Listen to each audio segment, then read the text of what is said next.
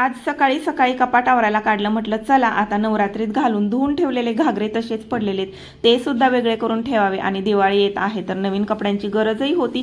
मग म्हटलं काय आहे काही नाही शोधावं तर एक पिशवी एकदम हातात आली, काढून बघते त्यातमध्ये तर माझाच नवीन ड्रेस मला सापडला जो की मी धुवून ठेवला होता, पण मीच विसरून गेले होते की हा ड्रेस माझ्याकडे आहे म्हणून. आणि माझं दुसरंच प्लॅनिंग चालू होतं, 2-3 ड्रेस ऑर्डर सुद्धा केले होते, मग गावाला जायचं इकडं तिकडं जाणं येणं होणार म्हणून. मग तर हा ड्रेस मला अचानक सापडला, खूप भारी वाटलं कारण मला आता नवीन कपड्यांची गरज होती.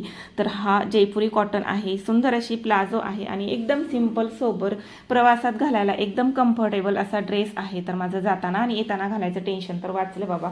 मी तर हाच घालणार कारण हा खूप जास्त सुंदर आणि कम्फर्टेबल आहे, कॉटन आहे म्हणून. तर मैत्रिणींनो माझ्या बाबतीत असंच होतं, मी खूप काही घेते ठेवून देते आणि नंतर मीच विसरून जाते. त्याच्यासाठी मला कपाट साफ करायला लागतं. आणि आता बघूया अजून कपाटात मला नवीन नवीन काय काय सापडतं. तर तुमच्या बाबतीत असं होतं का नक्की सांगा.